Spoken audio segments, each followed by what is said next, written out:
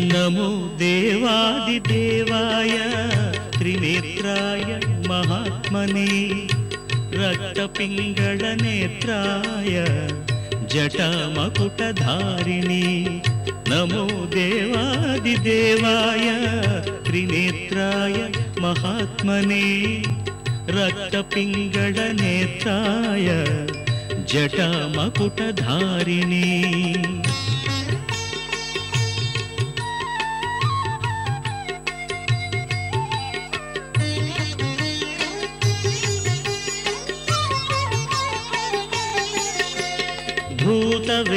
भूतवेताळजुष्टाय महाभोगोपवीतिने भूतवेताळजुष्टाय महाभोगोपवीतिने ఈటీవీ2 ఆహా ప్రేక్షకులకు స్వాగతం. నేను ఇప్పుడు బాపట్లకు 23 కిలోమీటర్ల దూరంలోని శృంగపురిలో ఉన్నాను. శృంగపురి అంటే కొమ్మూరు, అంటే కొమ్మూరుకి ఒకప్పటి పేరు శృంగపురి. శృంగపురిలోని శివాలయంలో ఉన్నాను. ఇక్కడ అగస్తేశ్వర స్వామి దేవాలయం అంటారు దీన్ని. ఈ అగస్తేశ్వర స్వామి దేవాలయంలోనే చెన్నకేశవ స్వామి దేవాలయం ఉంది. At the same time Kashi విశ్వేశ్వరుడి దేవాలయం కూడా ఉంది. ఒక్కొక్క దేవాలయానికి ఒక్కొక్క చరిత్ర ఉంది. ఇక్కడ ఓంకార నది ప్రవహించేదట ఒకప్పుడు. ఓంకార నది వద్ద సంధ్యా సమయంలో ఆయన దేవుడికి పూజ చేస్తూ ఉండగా సడన్గా ఒక స్ఫటిక లింగం ఆ నీళ్ళలో వచ్చింది. అగస్తేశ్వర స్వామి ఆ లింగాన్ని చూసి దాన్ని ఇక్కడ ప్రతిష్ఠించారనమాట. అలాగా ఏర్పాటైంది అగస్తేశ్వర స్వామి దేవాలయం. ఇక్కడ ఈ శివాలయం బయట 24 స్తంభాలతో నంది మండపం కట్టించారు. అంటే ఈ స్తంభాలతో మండపం కట్టించిన తర్వాత తన రేఖాచిత్రాన్ని కూడా అక్కడ కృష్ణదేవరాయల వారు గీయించారనమాట. ఇంకా చెప్పుకుంటూ పోతే ఇక్కడ చాళుక్య ప్రభువులు, చోళ మహారాజులు, కులోత్తుంగ చోరుడు, గజపతి మహారాజులు, కొండవీటి రాజులు ఉత్సవ కార్యక్రమాల్ని ఇక్కడ నిర్వహించడానికి డబ్బులు ఇచ్చారు. అంతేకాకుండా ఇక్కడ శ్రీ కాశీ విశ్వేశ్వర దేవాలయం ఉంది. 108 ఆవులు తీసుకుని వాటి పాలతో స్వామికి అభిషేకం చేస్తే సంతాన ప్రాప్తి కలుగుతుందట. ఆవు పాలంటే గుర్తొచ్చిందండి. పాలు తాగడమో ఏదైనా ఆహారం తినడమో చేయాలి కదా. చలో అప్పికట్ల. బాపట్ల పక్కన అప్పికట్ల గ్రామంలో ఉన్నాను. ఈరోజు మనకు ఒక సంప్రదాయబద్ధమైన ఐటెం చూపించబోతున్నారు కుర్రా విజయలక్ష్మి గారు. అమ్మ, ఇది ఎలా చేస్తారు, ఏంటి, దీనికి ఏ పదార్థాలు వాడతారు? కొబ్బరి కుడుములు తయారు చేయడానికి కావాల్సిన పదార్థములు: వరిపిండి, ఎండు కొబ్బరి, నానబెట్టిన పచ్చి శనగపప్పు, నెయ్యి, యాలకుల పొడి, బెల్లం పాకము. ఓకే, ఇది వరిపిండి. వరిపిండి అంటే మామూలుగా ఎలా చేశారు? వరిపిండి బియ్యం 4 గంటల ముందు నానబెడతాము. నానబెట్టినాక కడిగి వడేసి పిండి తయారు చేయించుకొస్తాము.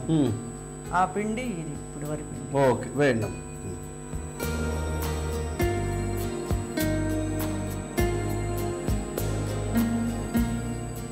ఇప్పుడు వరిపిండిలో ఎండు కొబ్బరి తురుముకొని అట్టు పెట్టుకున్న ఈ కొబ్బరి కోరు వేసుకోవాలి. ఓకే, పచ్చి శనగపప్పు,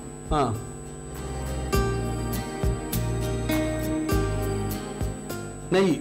ఓకే, వేయండి అమ్మా నెయ్యి.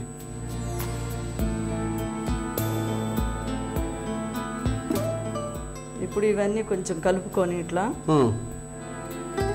ఈ తగినంత ఈ బెల్లం పాకం కరిగించి. ఎలా చేశారమ్మా ఈ బెల్లం పాకం? బెల్లంలో నీళ్లు పోసి ఒక 2 నిమిషాలు స్టవ్ మీద పెడితే 2 పొంగులు వస్తుందండి. ఓకే, అది పాకం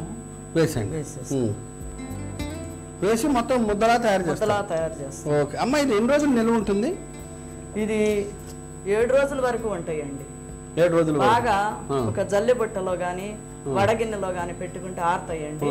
ఆరినాక 7 రోజుల వరకే ఉంటాయి. ఇప్పుడు ఫ్రిడ్జ్లో వచ్చినాయి కదండి, 10 రోజులైనా ఉంటాయండి. ఓకే, ఇప్పుడు యాలకుల పొడి కూడా వేసుకోవాలి. వేయండి కొంచెం.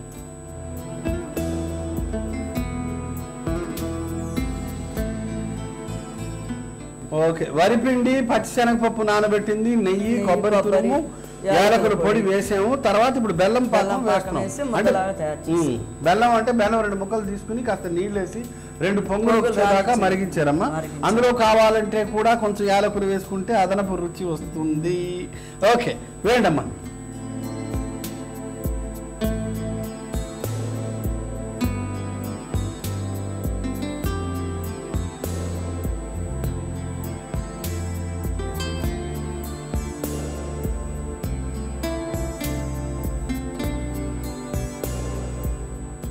అమ్మ, పిండి తయారైపోయింది కదా, ఈ గిన్నె పొయ్యి మీద పెడదాం.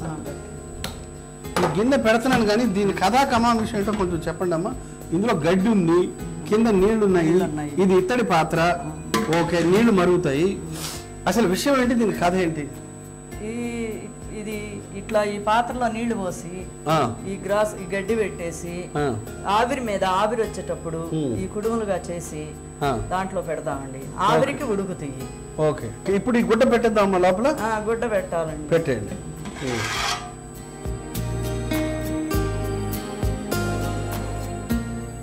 ఓకే, కింద నీళ్లు, దానిపైన ఎండుగడ్డి పైన బాగా తడిపి పిండిన గాంచా గుడ్డ పెట్టారు. దీని మీద కుడుములు పెడతాం.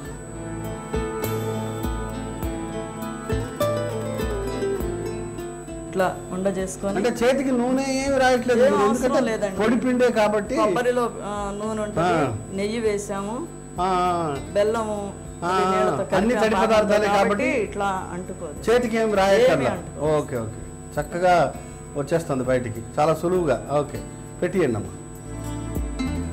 ఇట్లా వచ్చేసి అందులో పెట్టేసి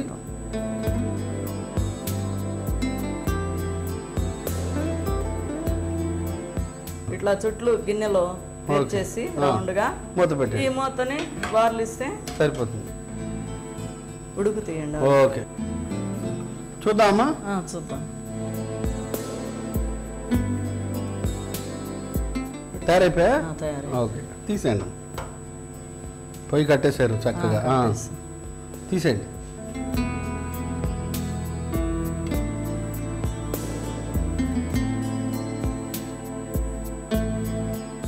కొబ్బరి కుడుములు తయారైన టేస్ట్ చూసి చెప్పండి.